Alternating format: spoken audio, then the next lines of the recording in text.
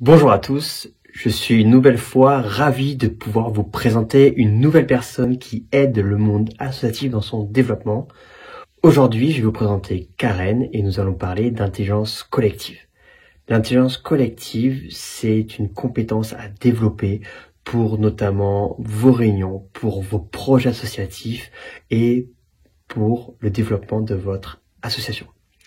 Karen est très active et elle aide tous les projets à impact positif, donc notamment les associations qui ont un projet à impact positif. Elle accompagne au changement, elle aide à la promotion de la coopération et elle aide à la mobilisation collective et individuelle. Elle a un master en organisation et management des ressources humaines à Sciences Po Paris.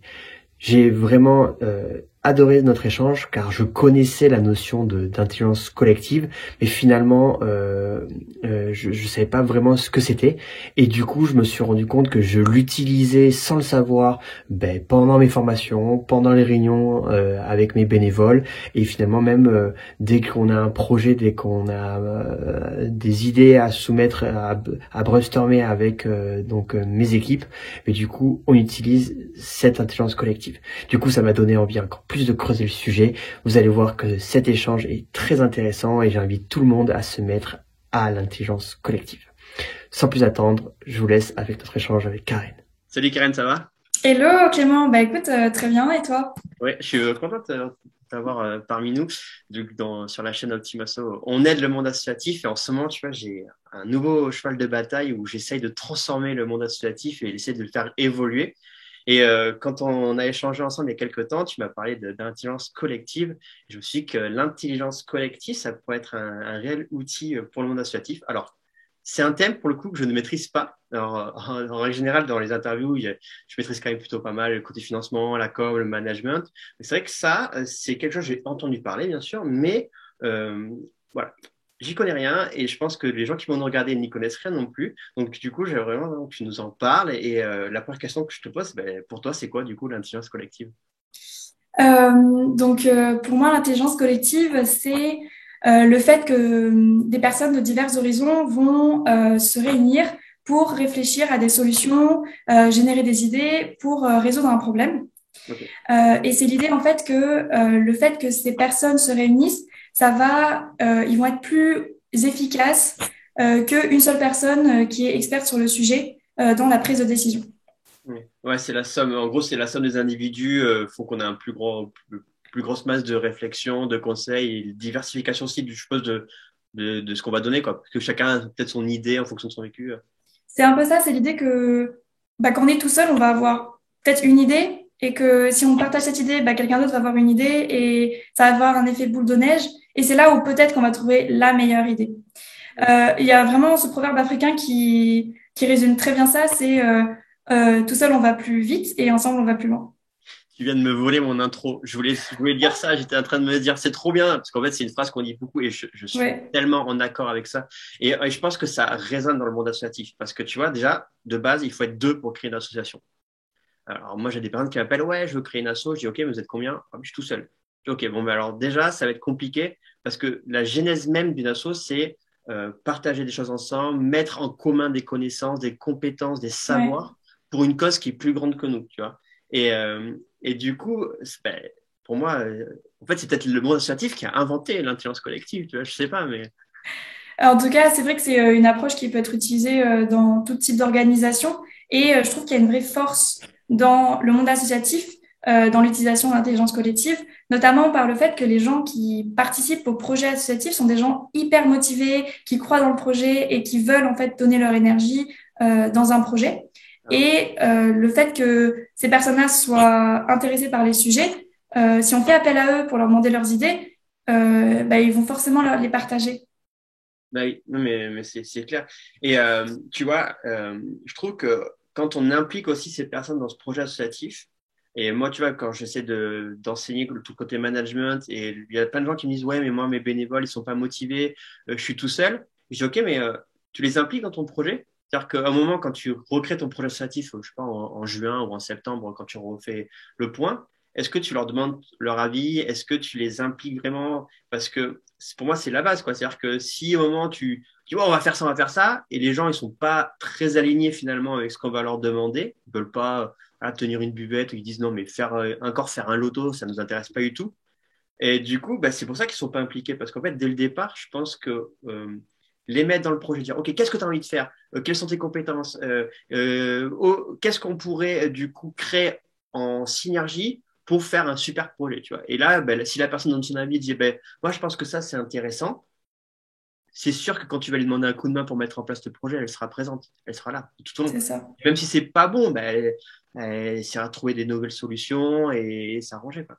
Et c'est vrai que l'engagement des bénévoles va avec cette idée de favoriser l'intelligence collective au sein de la structure pour permettre aux personnes de donner leur avis et pouvoir, dans quelle mesure est-ce que leur avis est pris en compte pour ensuite se donner, donner leur énergie sur les idées qu'ils ont données.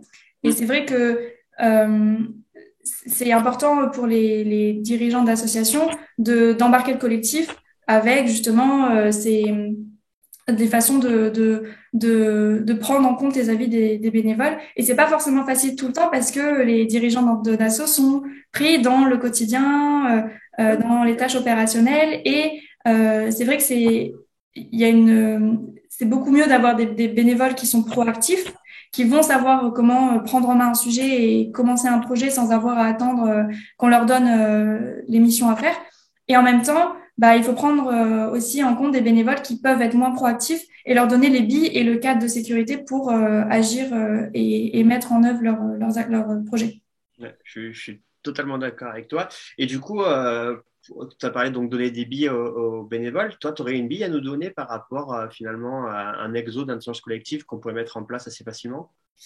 Moi, il y a un outil que j'utilise même quand je suis seule ou quand j'essaye d'avoir des avis d'autres personnes. C'est le fameux brainstorming.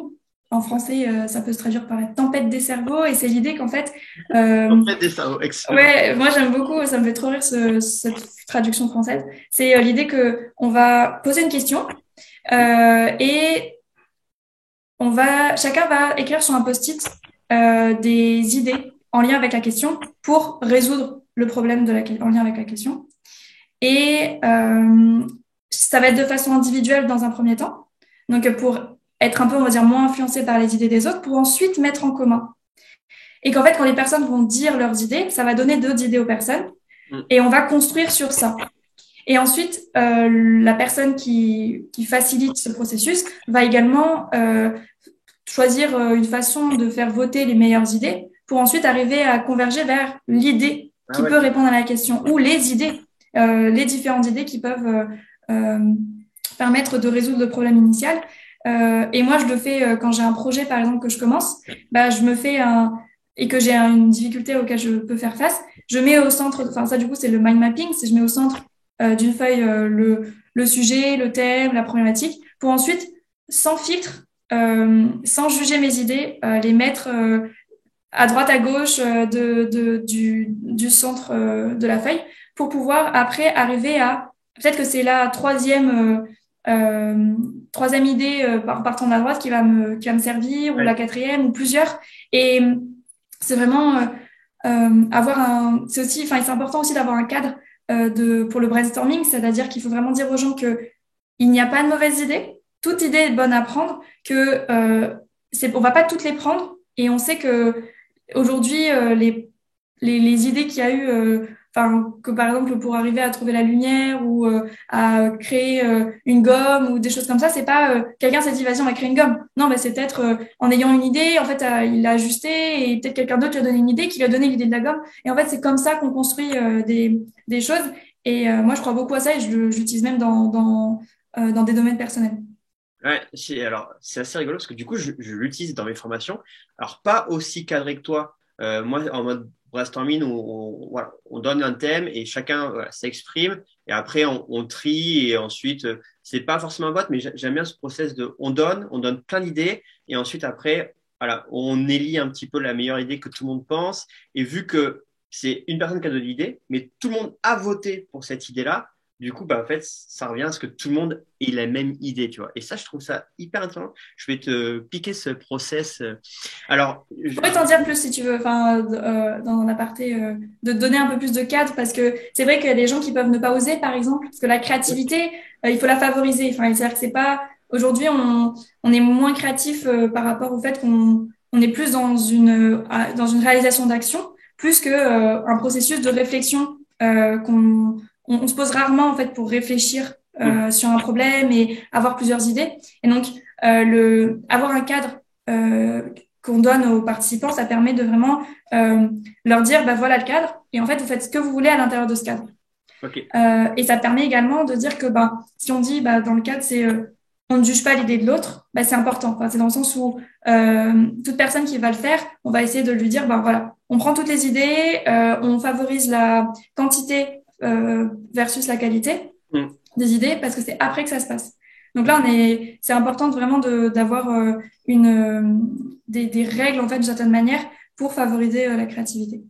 Et alors, tu vois, quand on parlait d'implication bénévole, si tu en as un bénévole qui prend pas trop la parole, la position de l'animateur de réunion, c'est est-ce qu'il va plutôt le questionner avec une question un peu ouverte ou le laisser tranquillement, pas trop l'embêter, tu vois, et le laisser plutôt d'un côté et de temps en temps essayer de lui dire, toi, tu as une idée, tu vois, de revenir un peu vers lui au fur et à mesure. Ce serait quoi la meilleure position selon toi? Donc là, on parle de la posture des facilitateurs lors d'ateliers d'intelligence collective. Et les facilitateurs, dans ce genre de situation, vont faire en sorte de donner des billes à la personne pour qu'elle puisse s'exprimer et donner son avis. Parce que si elle est là, c'est que son avis compte aussi. Ouais. Et c'est là où le rôle de la personne, du facilitateur, c'est d'être vigilant à ça, pour qu'il n'y ait pas les mêmes personnes qui parlent et qui partagent leurs idées. Et en fait, c'est l'idée que vraiment, il y a un pied d'égalité pour tout le monde. On est tous là avec, on n'est pas expert d'un sujet, on veut juste que tout le monde partage ses connaissances, enfin,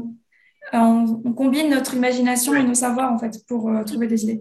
Ouais, ouais, en formation, j'ai un exo qui marche plutôt pas mal pour les personnes qui sont un peu introverties. Et je l'utilise des fois même en brise-glace, c'est-à-dire qu'au début de mes formations, pour que un peu tout le monde se lâche et ait envie de participer, j'appelle ça la boule de neige. Alors, je sais pas si ça existe vraiment comme un truc. L'idée, c'est bon, il y a un thème où il y a une réflexion à avoir.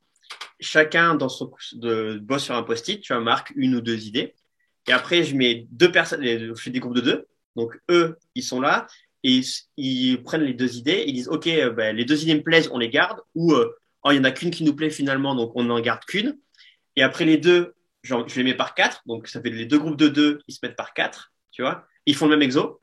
Donc, soit ça donne plein d'idées, ou soit ben, ils ont amélioré leur idée. Et ensuite, après, je mets tout le groupe en entier et ça nous sort une liste. Des fois, bon, en original, c'est souvent 3, 4, 5 idées, tu vois. C'est rare que ça n'en a qu'une seule.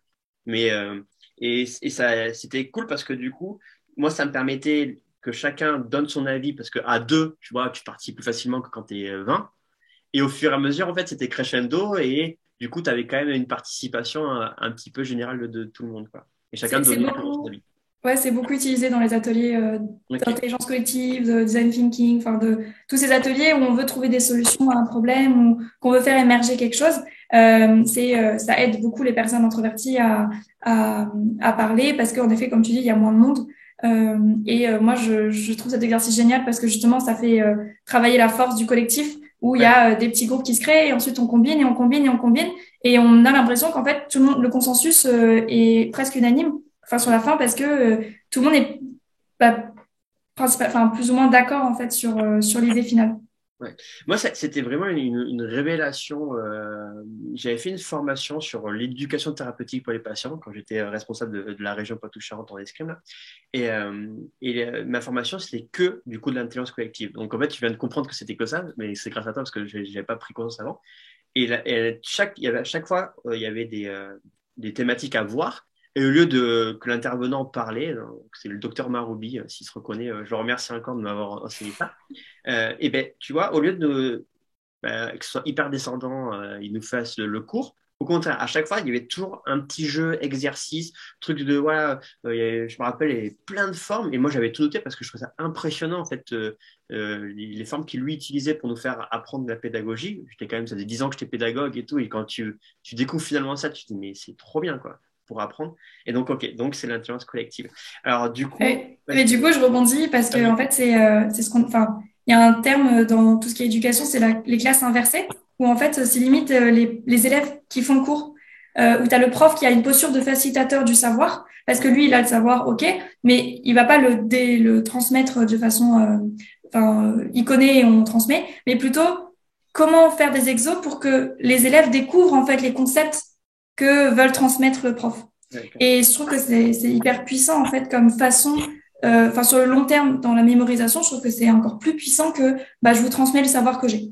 Mais c'est même prouvé, hein. Alors, toutes mes formations, elles sont comme ça. C'est-à-dire que il y a aucun truc où c'est descendant. Il y a un thème, il y a qui connaît, qui fait quoi. Puis moi, c'est beaucoup ça. C'est-à-dire que c'est des assos, par exemple, tu vas avoir des éducateurs, des personnes qui commencent à développer leur partenariat privé. Ça, c'est la formation que je donne le plus. Et du coup, je dis, OK, qui a déjà des partenaires, tu vois? Alors, OK, bon, toi, t'as fait comment? Toi, t'as fait comment?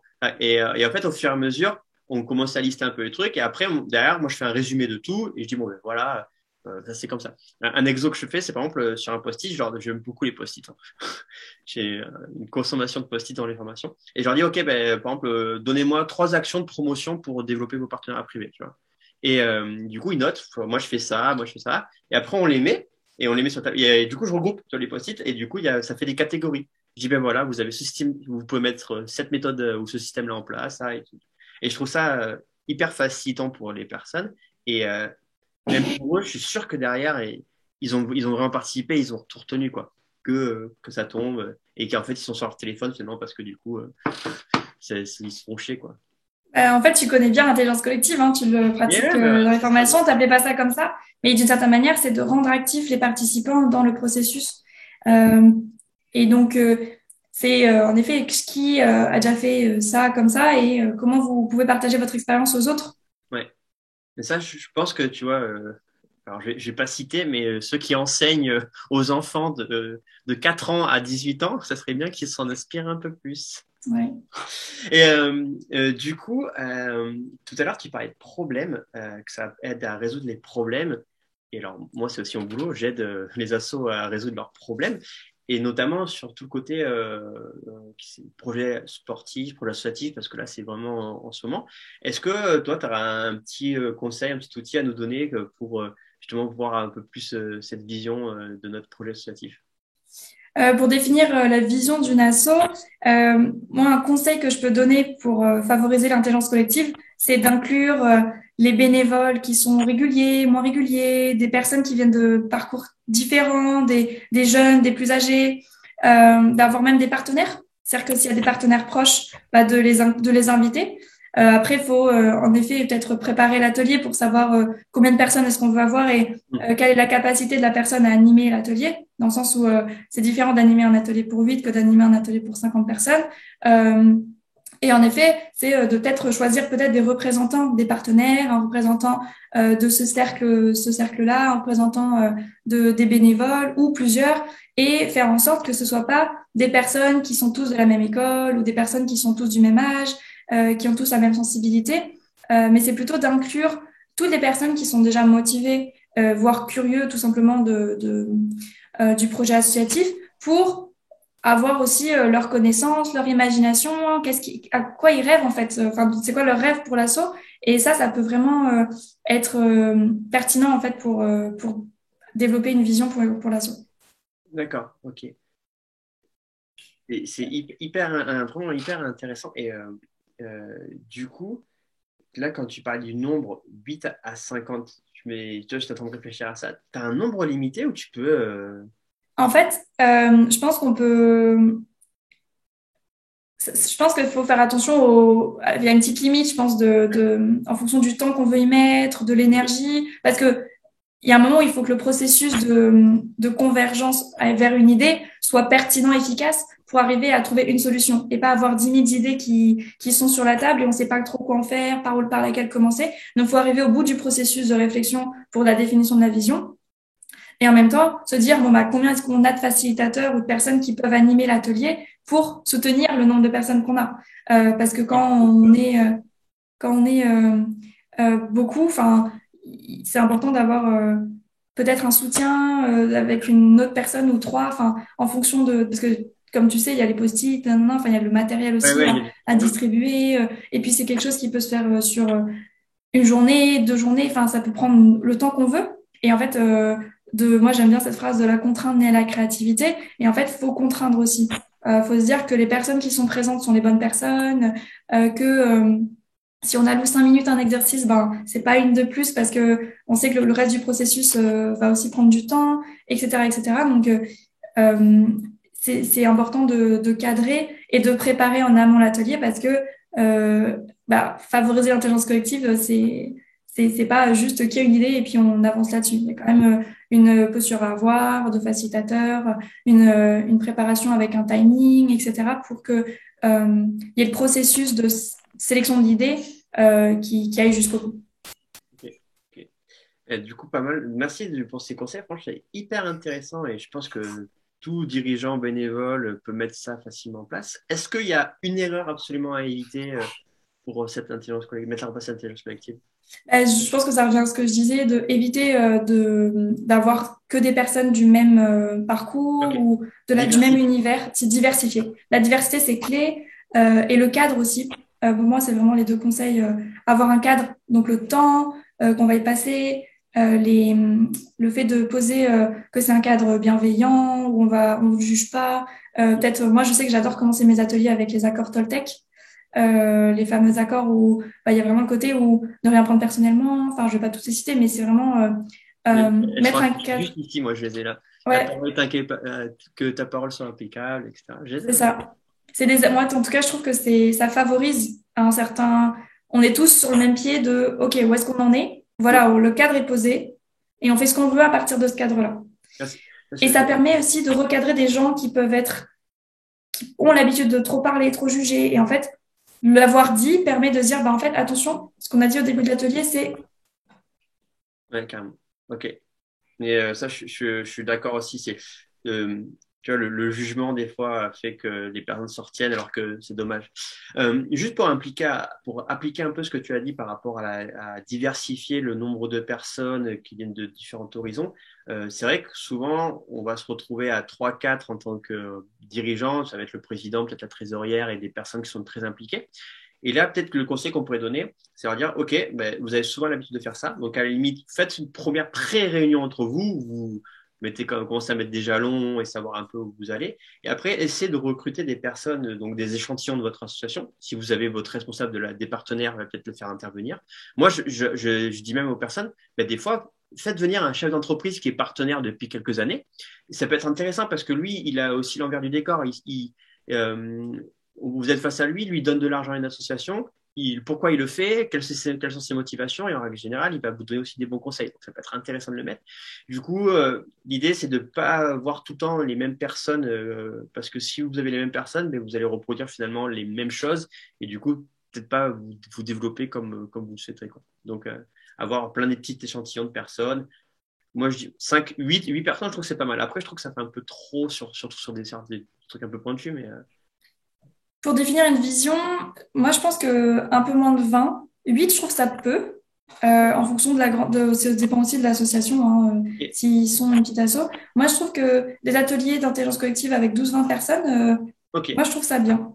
Euh, et après, en effet, 8 c'est déjà chouette hein, d'avoir 8 personnes, 8 têtes pensantes sur un sujet pour savoir où est-ce qu'on veut aller, c'est chouette. Ok, ouais, ok, 20, ben, d'accord, super. Alors, j'essaierai prochaine team de réunir un peu plus de personnes dans ces cas-là. Il y a peu de règles après, hein. Vraiment, c'est Ouais, en fonction des gens. Moi, je sais que je préfère animer entre 8 et 20. ouais, 12, je trouve que ça devient intéressant pour des processus de réflexion. Et d'accord. ça dépend du thème, ça dépend du projet associatif, de ce qu'on veut, des personnes, des participants, quelle approche on utilise. Enfin, voilà. Ouais. C'est À tester, voir. ouais, Mais c'est vrai que finalement, plus on va être nombreux, et mieux ça sera, dans la limite où vous êtes capable de gérer finalement le groupe. c'est ça. Ok, super. Ben, écoute, merci beaucoup, Karen, en tout cas. J'ai une dernière question que je pose à tout le monde. Est-ce que tu as un livre, un podcast, une chaîne YouTube, un blog, un contenu que tu pourrais nous donner pour nous aider, alors soit sur le monde associatif en règle générale, ou sinon sur l'intelligence collective, enfin, au choix. T'as le choix, toi, cette fois-ci. C'est un peu en lien avec l'intelligence collective. C'est des approches que moi j'utilise également ou que il y a des assos qui l'utilisent. C'est les approches donc de design thinking et de gouvernance partagée. Donc en fait, je partage d'autres ressources, enfin d'autres noms. Ouais. Et, et en fait, après sur l'intelligence collective, il y a vraiment cette idée de faire ensemble. Et je trouve que l'université du nous, c'est du coup là, c'est une structure, c'est pas forcément un livre ou un podcast. Ils ont des ressources très chouettes pour savoir qu'est-ce qu'on peut utiliser pour co-créer, réfléchir ensemble, penser à nos communs, etc. Et donc ça, c'est une ressource que j'aime bien. Okay. Euh, J'ai noté, du coup, au pire, tu me donneras les liens, je les mettrai dans la ouais. description. Ok, parfait. Merci beaucoup pour ton temps, c'était hyper intéressant. Du coup, je pense que ça va aider pas mal de monde à faire des réunions un peu plus intéressantes. Merci pour l'opportunité d'être intervenu sur ta chaîne. Avec plaisir.